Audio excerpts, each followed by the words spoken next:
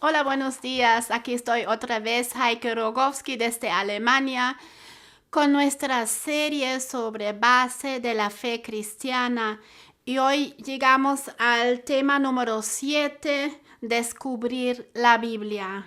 Si tú has estado pensando sobre tu vida y sobre Dios, y a lo mejor has entregado tu vida a Cristo, vas a ser indicado y guiado por la Biblia. Empieza a leer la Biblia.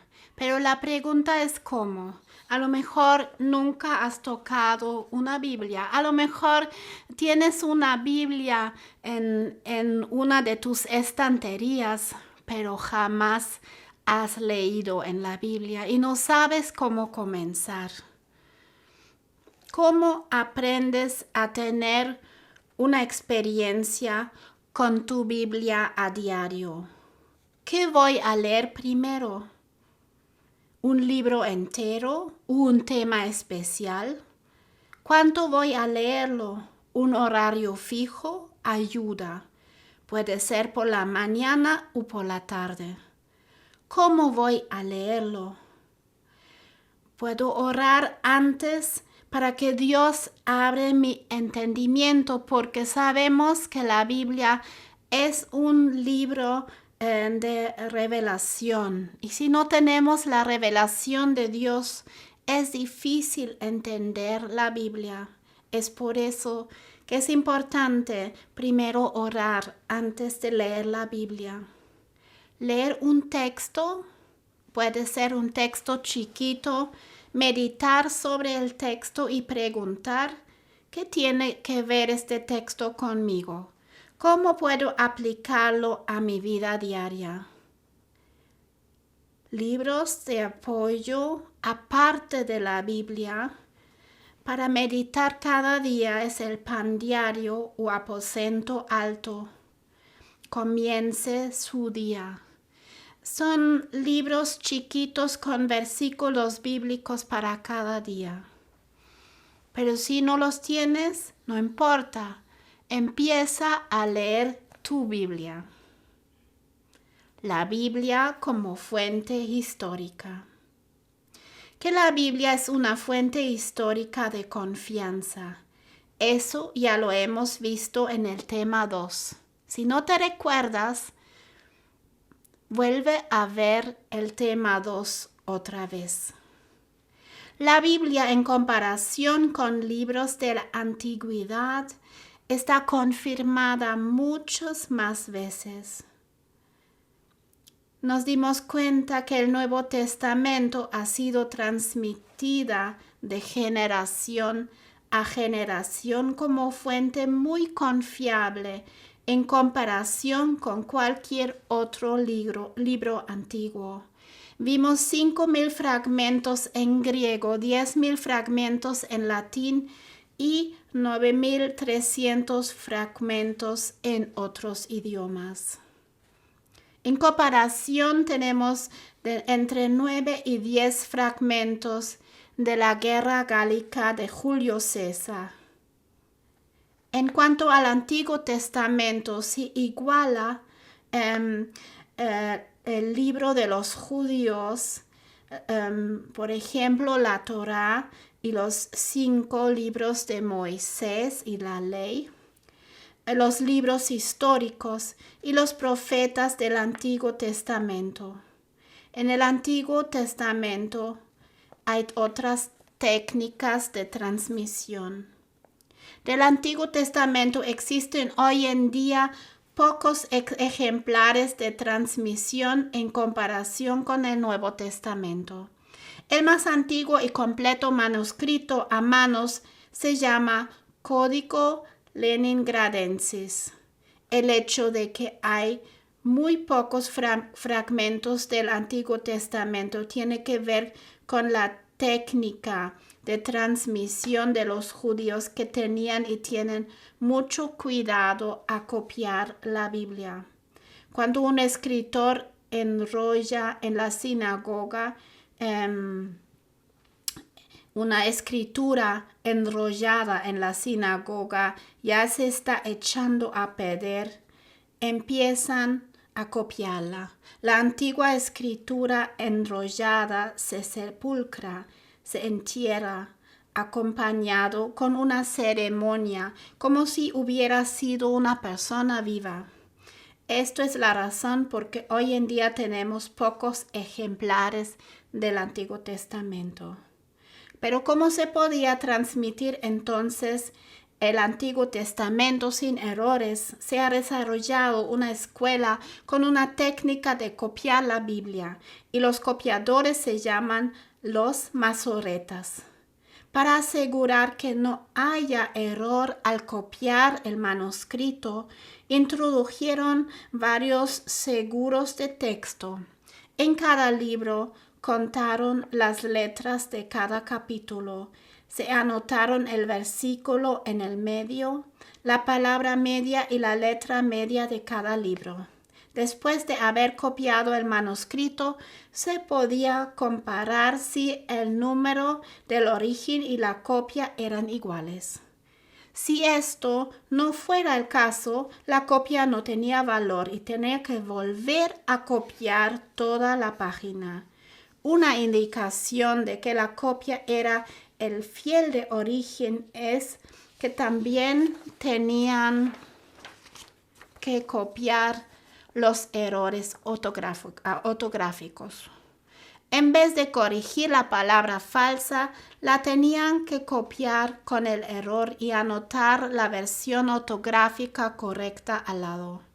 Esta técnica era muy exitosa porque en el año 1947 se encontraron manuscritos a manos, los famosos rollos de Qumrán, 200 años antes de Cristo, que se igualaba al código leningradense por completo, con muy pocas variedades muy pequeñas. Los arqueólogos pensaron que van a mostrar que la Biblia no tenía la razón, pero hoy en día están confirmando lo que explicamos arriba. Albright, un arqueólogo, uno de los famosos en cuanto a la Biblia del siglo XX, escribió un libro que se llama "Y la Biblia tiene toda la razón". Ahí está aprobado científicamente lo que sucedió en el Antiguo Testamento. ¿Qué es lo que está escrito en la Biblia? Es una colección de diferentes libros. En total son 66 libros, escritos en un tiempo de 1500 años. La parte más antigua de la Biblia, el libro de Job, es de 1400 años antes de Cristo. Es el último libro, era escrito 100 años después de Cristo. Personas muy diferentes escribieron la Biblia, pastores como David, reyes como Salomón, profetas como Isaías, hombres que trabajaron en el gobierno como Daniel, campesinos como Amos, líderes de un coro como Habacuc, sacerdotes como Zacarías, médicos como Lucas. Mateo era aduanero, un pescador como Pedro y un estudiado como Pablo. Entonces la Biblia no es como cualquier libro de enseñanza, sino es una colección de textos sobre gente muy distinta que hicieron experiencia con Dios muy distinta. Por ejemplo, se cuenta la historia del inicio de la humanidad, la creación del mundo, la huida de Egipto, etc. La Biblia también contiene muchas instrucciones por la vida, el matrimonio, la educación de los hijos. Además, es un libro muy poético, los Salmos de David. Las Lamentaciones es un libro erótico de aquel tiempo, en que describe el amor de un hombre por su mujer, pero también el amor de Cristo por su esposa, que es la Iglesia. Otros libros son muy filosóficos, como por ejemplo el libro de Job y el Evangelio de Juan. No están descritos las personas perfectas, sino las dudas de los hombres en cuanto a las cosas de Dios. A lo mejor las mismas preguntas que tú tienes las vas a encontrar en la Biblia. Sus luchas y también sus victorias. Son gente como tú y yo. Son gente como tú y yo, que tienen pensamientos como tú y yo. Pero ¿por qué entonces la Biblia es palabra de Dios? Se puede preguntar cómo fue eso, que gente diferente, todos podían escuchar la voz de Dios y han sido inspirados con sus palabras, con las palabras de Dios, aunque eran hombres imperfectos que escribieron la Biblia. Es posible que todos hacemos experiencias con Dios y aunque Dios es lo mismo, las experiencias con Él son diferentes en cada uno de nosotros. Así es también con la Biblia y la capacidad de poder escuchar a Dios. Bernard, mi esposo, leía la Biblia muchas veces. Él no entendía nada y hasta como joven se reían mucho de los nombres de los escritores. Un profeta como Habacuc, qué chistoso nombre, pero no recibieron nada él y sus amigos de la Biblia. Hasta que un día, cuando tenía 16 años, él preguntó a su hermana, una hermana que ya vive en Australia, y dice, ¿cómo puedo recibir a Dios? ¿Cómo puedo conectar con Él? Y a lo mejor es una pregunta que tú te preguntas hoy en día también, ¿cómo puedo conectar con Dios? Dios te está hablando también a través de su palabra, que es la Biblia. Y la hermana no sabía cómo explicarle de Dios. Ella no sabía cómo él puede pactar con Dios, conectar con Dios. Ella no sabía cómo explicarle, pero ella dijo, hay un campamento en Escocia y yo te recomiendo ir allá y encontrar a Dios. Y él lo hizo. Se inscribió a este campamento en Escocia y se fue. Y llegando allá la primera noche había un encuentro, una reunión y leyeron la Biblia y oraron. Y él dice, ay, qué aburrido, si esto va a comenzar toda la semana, yo voy a estar aburridísimo. No me dice nada y no me gusta. Pero en la noche estuve en su cama y dice, Dios, si podemos encontrarte, Señor, si podemos conectar contigo, yo te doy mi vida. Nada más dijo eso y se durmió.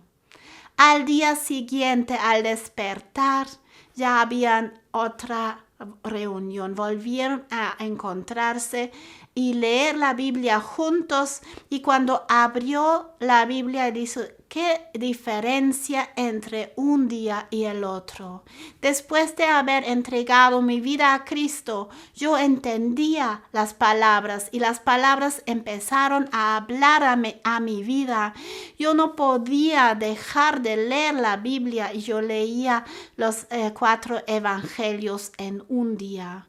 Era como una hambre y sed por la palabra de Dios que empezó en mí y esto sigue hasta el día. Cuando Dios nos revela a Cristo, puede ser que vas a tener un hambre y una sed de la palabra de Dios. Y sigue adelante, puedes leer toda la Biblia y entenderla, pero yo te recomiendo de empezar con el Nuevo Testamento, empezar con los 4 evangelios, el libro de los Hechos y después seguir con el Nuevo Testamento hasta terminarlo. Y después poco a poco empezar a leer el Antiguo Testamento. El Antiguo Testamento es la sombra del Nuevo Testamento. El Nuevo Testamento no puede ser sin el Antiguo Testamento, porque sin el Antiguo Testamento no podemos entender el Nuevo Testamento. Pero el Antiguo Testamento también está incompleto sin el Nuevo Testamento. Necesitamos el Nuevo Testamento para entender la salvación de Jesucristo.